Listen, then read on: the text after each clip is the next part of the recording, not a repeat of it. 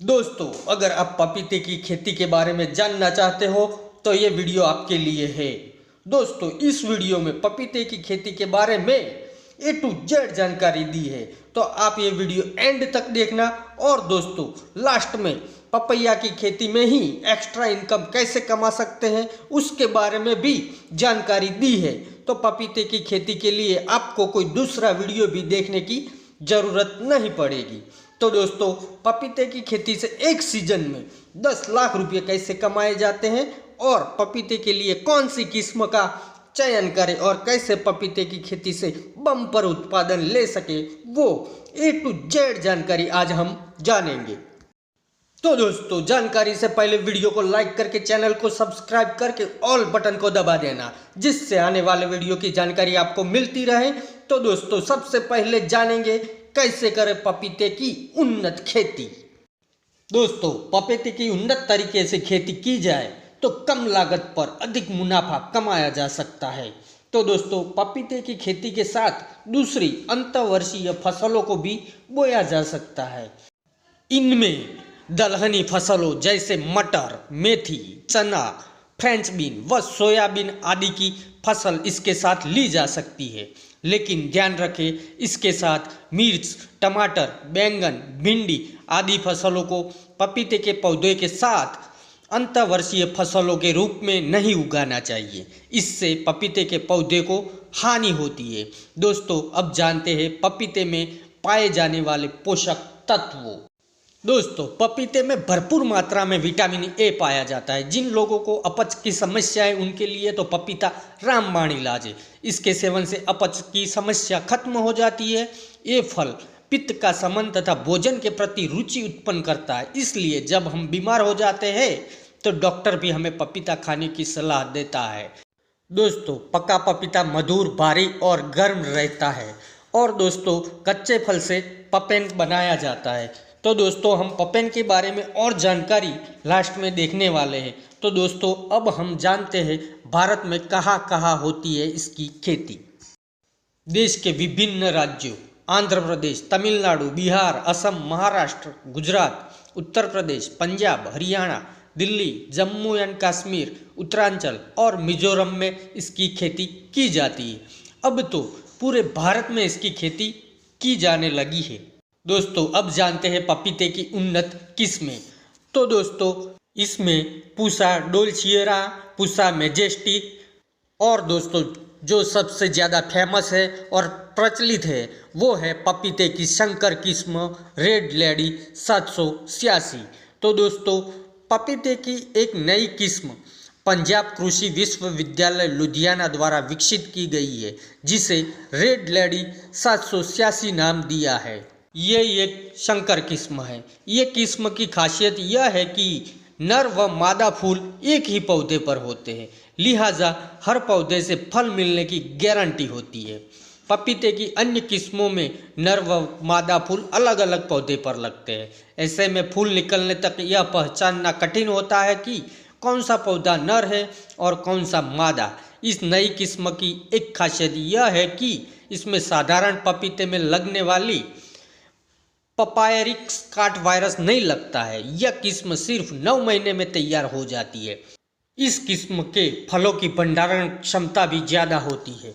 पपीते में एंटीऑक्सीडेंट पोषक तत्व कैरोटीन, पोटेशियम, मैग्नीशियम, रेशा और विटामिन ए, बी, सी सहित कई अन्य गुणकारी तत्व भी पाए जाते हैं, जो सेहत के लिए बहुत ही फायदेमंद होते हैं। इसे हरियाणा, दिल्ली, पश्चिमी उत्तर प्रदेश, झारखंड और राजस्थान में भी उगाया जा रहा है।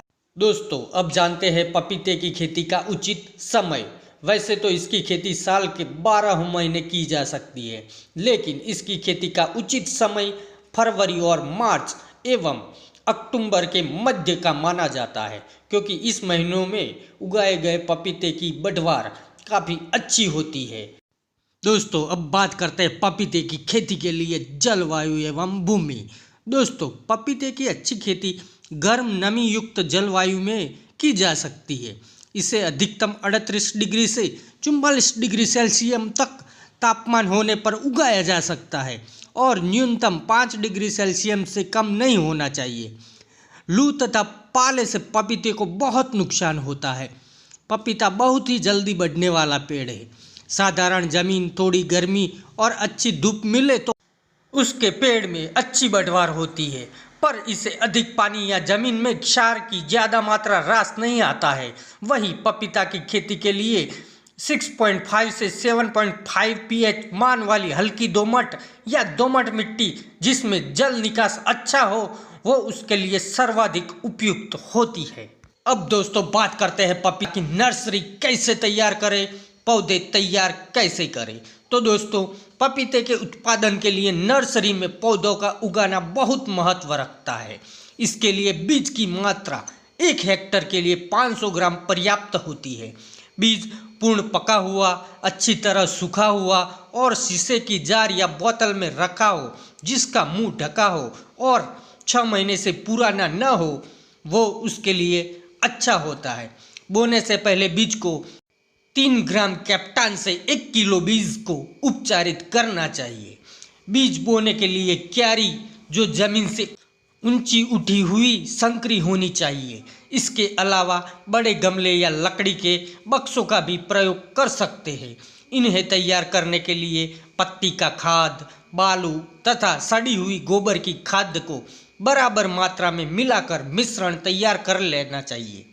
जिस स्थान पर नर्सरी हो उस स्थान की अच्छी जुताई गुड़ाई करके समस्त कंकड़ पत्थर और खरपतवार निकालकर साफ कर देना चाहिए तथा जमीन को 2% फॉर्मेलिन से उपचारित कर लेना चाहिए। वह स्थान जहाँ तेज धूप तथा अधिक साया न आए वो उसके लिए चुनना चाहिए। और दोस्तों इसमें 2.5 जैम 10 जैम 0.5 आकार की क्यारी बनाकर उपरोक्त मिश्रण अच्छी तरह मिला दे और क्यारी को ऊपर से समतल कर दे। इसके बाद मिश्रण की तह लगाकर 1-2 सेमी गहराई पर 3 जैम 6 सेमी के फासले पर पंक्ति बनाकर उपचारित बीज बो दे और फिर 1 जैम 2 सेमी गोबर की खाद के मिश्रण से ढककर लकड़ी से दबा दे ताकि बीज ऊपर न रह जाए। यदि गमलों या बक्सों को उगाने के लिए प्रयोग करें तो इनमें भी इसी मिश्रण का प्रयोग करें। बोई गई क्यारियों को सूखी घास या पुआल से ढक दे और सुबह शाम होज द्वारा पानी दे। बोने के लगभग 15 से 20 दिन भीतर बीज जम जाते हैं। जब इन पौधों में 4-5 पत्तियों और ऊंचाई 25 सेमी हो जाए तो 2 महीने बाद खेत में प्रतिरोपण करना चाहिए। प्रतिरोपण से पहले गमलों को धूप में रखना चाहिए। ज़्यादा सिंचाई करने से सड़न और उकठा रोग लग जाता है। उत्तरी भारत में नर्सरी में बीज मार्च अप्रैल और जून अगस्त में उगाने चाहिए और जनवरी फरवरी में भी आप नर्सरी तैयार कर सकते हैं। तो दोस्तों अब देखते हैं खेत की तैयारी। दोस्तों पौधे लगाने से पहले खेत की अच्छी तरह तैयारी करके खेत को समतल कर लेना चाहिए ताकि पानी न भर सके।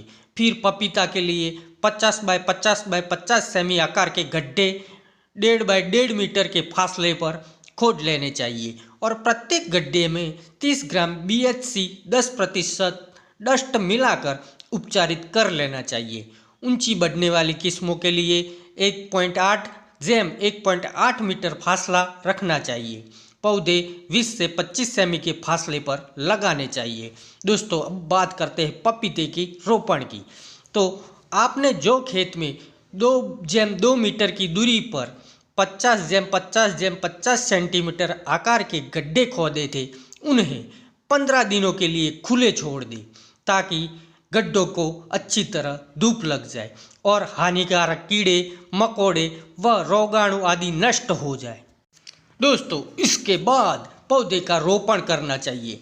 पौधे लगाने के बाद गड्ढे को मिट्टी और गोबर की खाद 50 ग्राम एल्ड्रिन मिलाकर इस प्रकार भरना चाहिए कि वह जमीन से 10-15 सेंटीमीटर ऊंचा रहे। गड्ढे की भराई के बाद सिंचाई कर देनी चाहिए जिससे मिट्टी अच्छी तरह बैठ जाए। पौधे लगाते समय इस बात का ध्यान रखें कि गड्ढे को ढक देना चाहिए जिससे पानी तने से न लगे। अब बात करते हैं खाद्य व उर्वरक की। तो दोस्तों पपीता जल्दी फल देना शुरू कर देता है, इसलिए इसे अधिक उपजाऊ भूमि की ज़रूरत होती है। अतः अच्छी फसल लेने के लिए 200 ग्राम नाइट्रोजन, 250 ग्राम फॉस्फोरस एवं 500 ग्राम पोटास प्रति पौधे की आवश्यकता होती है। इसके अतिरिक्त प्रतिवर्ष प्रति पौधे 20 से 25 किलोग्राम गोबर की सड़ी हुई खाद एवं 1 किलोग्राम बोन मील और 1 किलोग्राम नीम की खली की जरूरत पड़ती है। खाद की ये मात्रा 3 बार बराबर मात्रा में मार्च, अप्रैल, जुलाई, अगस्त और अक्टूबर महीनों में देनी चाहिए। पपीता जल्दी बढ़ने व फल देने वाला पौधा है, जिसके कारण भूमि से काफ़ी मात्रा में पोषक तत्व निकल जाते हैं। लिहाजा अच्छी उपज हासिल करने के लिए 250 ग्राम नाइट्रोजन, 150 ग्राम फॉस्फोरस एवं 250 ग्राम पोटास प्रति पौधे हर साल देना चाहिए। नाइट्रोजन की मात्रा को 6 भागों में बांटकर पौधारोपण के 2 महीने बाद से हर दूसरे महीने डालना चाहिए। फॉस्फोरस एवं पोटास की आधी मात्रा 2 बार में देनी चाहिए। उर्वरकों को तने से 30 सेंटीमीटर की दूरी पर पौधे को चारों ओर बिखर कर मिट्टी में अच्छी तरह मिला देना चाहिए। फॉस्फोरस व पोटास की आधी मात्रा फरवरी एवं मार्च और आधी जुलाई अगस्त में देनी चाहिए। उर्वरक देने के बाद हल्की सिंचाई कर देनी चाहिए। दोस्तों, अब बात करते हैं सिंचाई व अन्य क्रियाओं की। तो दोस्तों, पपीता के पौधों की अच्छी वृद्धि तथा अच्छी गुणवत्ता युक्त फलों को उत्पादन हेतु मिट्टी में सही नमी स्तर बनाए रखना बहुत जरूरी होता है। नमी की अत्यधिक कमी का पौधों की वृद्धि एवं फलों की उपज पर विपरीत प्रभाव पड़ता है। सामान्यतः शरद ऋतु में 10 से 15 दिन के अंतर से तथा ग्रीष्म ऋतु में 5 से 7 दिनों के अंतराल पर आवश्यकता अनुसार सिंचाई करें। सिंचाई की आधुनिक विधि ड्रिप तकनीक अपना सकते हैं। इसके अलावा समय समय पर इसके पौधे के आसपास उगने वाली खरपतवार को भी हटाते रहे। वैसे तो इसमें यह समस्या कम ही रहती है, पर बारिश के दिनों में खरपतवार का उग जाती है, इसे हटा देना चाहिए। इसके अलावा शीत ऋतु में पाले से बचाने के लिए खेत में धुआं करना चाहिए तथा खेत में नमी बनाए रखने के लिए आवश्यकता अनुसार सिंचाई करनी चाहिए। दोस्तों, अब बात करते हैं पपीते के कीट व नियंत्रण के उपाय। तो दोस्तों, एफिड नाम का कीट आता है। इस कीट के शिशु तथा प्रौढ़ दोनों पत्तियों की निचली सतह से रस चूसते हैं तथा पौधों में मोजेक रोग को वाहक का कार्य करते हैं। तो दोस्तों, उसके नियंत्रण के लिए मिथाइल डेमोटान या डाइमिथोएट की 2 मिली मात्रा पर लीटर पानी में मिलाकर पौधारोपण के बाद आवश्यकता अनुसार 15 दिन के अंतर से पत्तियों पर छिड़काव करना चाहिए। दोस्तों, दूसरा कीट है लाल मकड़ी। दोस्तों, यह पपीता का प्रमुख कीट है, जिसके आक्रमण से फल खुरदुरे और काले रंग के हो जाते हैं तथा पत्तियों पर आक्रमण की स्थिति में फफूंद पीले पड़ जाती है। तो उसके नियंत्रण का उपाय है पौधे पर आक्रमण दिखते ही प्रभावित पत्तियों को तोड़कर दूर गड्ढे में दबा देना चाहिए और वेटेबल सल्फर 2.5 ग्राम पर लीटर या डाइकोफॉल 18.5 EC की 2.5 मिली या ओमाइट 1.5 मिली मात्रा पर लीटर पानी में मिलाकर छिड़काव कर देना चाहिए। दोस्तों, अब बात करते हैं पपीते की तुड़ाई कब करें। दोस्तों, पपीते के पूर्ण रूप से परिपक्व फलों को जबकि फल के शीर्ष भाग में पीलापन शुरू हो जाए तब टंडल सहित इसकी तुड़ाई करनी चाहिए। तुड़ाई के बाद स्वस्थ एवं एक से आकार के फलों को अलग कर लेना चाहिए तथा सड़े गले फलों को अलग हटा देना चाहिए। दोस्तों, अब बात करते हैं पपीता के फलों से पपेन निकालने की विधि व उत्पादन की। तो दोस्तों, साधारण रूप से पपेन को पपीते के कच्चे फलों से निकाला जाता है। पपेन के लिए 90 से 100 दिन विकसित कच्चे फलों का चुनाव करना चाहिए। कच्चे चुने हुए फलों से सुबह 3 मिमी गहराई के 3-4 चीरे गोलाई आकार में लगाने चाहिए। इसके पूर्व पौधे पर फलों से निकलने वाले दूध को एकत्रित करने के लिए प्लास्टिक के बर्तन को तैयार रखना चाहिए। फलों पर प्रथम बार के चीरा लगाने के बाद 3-4 दिनों बाद पुनः चीरा लगाकर पपेन एकत्रित करना चाहिए। पपेन प्राप्त होने के बाद उसमें 0.5% पोटेशियम मेंटाबाइसल्फेट परिरक्षक के रूप में मिलाना चाहिए ताकि पपेन को 3-4 दिन तक सुरक्षित रखा जा सके। पपेन को अच्छी तरह सुखाकर पपेन को प्रसंस्करण केंद्र को भेजा जा सकता है। इस प्रकार पपीते के पपेन के लिए उपयुक्त किस्मों CO2 एवं CO5 के पौधों से 100 से 150 ग्राम पपेन प्रति पौधा प्रति वर्ष प्राप्त हो जाता है। इस पपेन को अच्छी तरह सुखाकर पैकिंग किया जाता है। इस पपेन को अच्छी तरह सुखाकर प्राप्त पपेन को प्रसंस्करण के लिए संयंत्र महाराष्ट्र के जलगांव तथा नासिक को भेजा जा सकता है। इससे आपको अच्छी कमाई होगी। इसके अलावा इन फलों से पपेन निकालने के बाद उनसे अन्य प्रसंस्कृत उत्पाद जैसे टूटी फूटी मुरब्बा बनाया जा सकता है तथा चीरा लगे हुए पके फलों का जैम, जेली, मुरब्बा या गुदा जिसे प्यूरी कहते हैं वो बनाकर डिब्बा बंद किया जा सकता है। और बता दें कि भारत पपीता प्यूरी का एक बड़ा एक्सपोर्टर है। दोस्तों अब बात करते हैं पपीते की प्राप्त उपज एवं पपीते की खेती से होने वाली कमाई। तो दोस्तों आमतौर पर पपीते की उन्नत किस्मों से प्रति पौधे 40 से 50 किलोग्राम उपज मिल जाती है, जबकि इस नई किस्म से 2-3 गुना ज़्यादा उपज मिल सकती है। वही पपीते के प्रति हेक्टर राष्ट्रीय स्तर पर उत्पादकता 370 क्विंटल पर हेक्टर है।